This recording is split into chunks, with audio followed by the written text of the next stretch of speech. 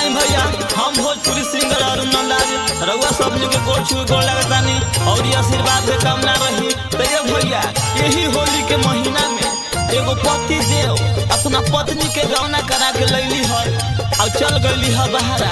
ए भैया हौली बेयार बेधले बा और औरतिया के देह लसियाता तो अपना पति के भीड़ी फोन लगा के रोवतारी बिलखतारी और कहतारी ये राजा ई होली के महीना में आ जा हो। और कैसे कहतारी सुनिए भैया।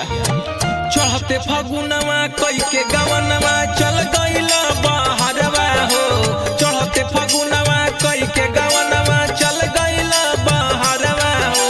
तुहरा ना बुझाइल सैया दिहला दुख बारी हो। दिहला दुखे भारी हो जो बनवा देता गारी हो। जो बनवा देता गारी हो। जो बनवा देता गारी हो। जो बनवा देता गारी हो। गावन करा के राजा गावन करा के राजा गइला बहरवा ये पिया हो। होलिया में करता झगड़ा देवा होलिया में करता झगड़ा। ये राजा अरे सुनो हो अरे ना आइबो अरे सुनो ना औरतिया कहतिया कि हमारी मैं खजाना साया साड़ी चोली ई होली में के रंगी हो। ए राजाऊ अरे आवा ना अरे ना आइबो मैं जवानी लुटा दो। हाथवा में रंग लेके तुहरा खोजिला लहलकाया बीर सैया जहर लगेला। और ये राजा अपन पिचकारी हमार बाल्टी में कब रखबो।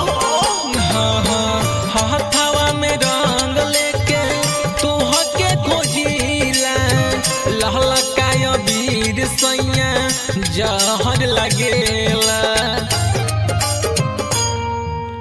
तड़पता जवानी सैया जैसे तड़पे मछली हो। चहली जवानी हमसे सैया अब ना हमर समझी हो। अब ना हमर समझी हो। जो बनवा देता गारी हो। जो बनवा देता गारी हो। जो बनवा देता गारी हो। जो बनवा देता गारी हो। होली में चोली रंगना तो जंग हो जाई। होली में चोली रंगना तो जंग हो जाई। बाहर में रहो राजा हुड़दंग हो जाई। बाहर में रहो राजा हुड़दंग हो जाई। तो ये भैया औरतिया अपना पति के भीड़ी फोन लगा के और कहतिया कि तहरा के छुट्टियां नहीं खे मिलत। सुनी ना होली में सब के घरे आ गइल आतिश दीवाना मसूरी लाल अरुण नंदलाल बबुआ लक्ष्मण और बबुआ छोटका विशालो भी आ गइल। और रउआ के कैसन कंप्लेन बाकी कि होली में छुट्टी नहीं खे मिलत। सुनी ना ये राजा जी अरे आई ना हो अरे बात सुनी जी ई होली में जे सिनरैनी के बांध जे टूटी की ना तो मैं पकवाई ना छपरा सिवान हॉस्पिटल दहा जाई। सुनी ना अरे काहे नहीं सुनत जी एकदम साफ में दर्द दिए हो गइल बड़ा का हो।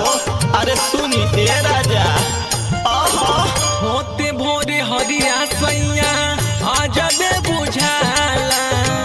देवरा दुलरुआ खाली ढोड़िए रंगेला।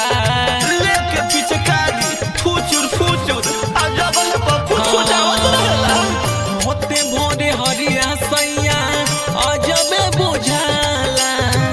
देवरा दुलरुआ खाली ढोड़िए रंगेला। अरुण अंदाज आतिश दीवाना आ गइले सब घरे हो। मसूरी लाल विकास गइले अपना नु ससुरारी हो। अपना नु ससुरारी हो। जो बनवा देता गारी हो। जो बनवा देता गारी हो। जो बनवा देता गारी हो। जो बनवा देता गारी हो। Presented by Lakshmi Recording Studio, Haspura. Lakshmi Recording Studio, Haspura.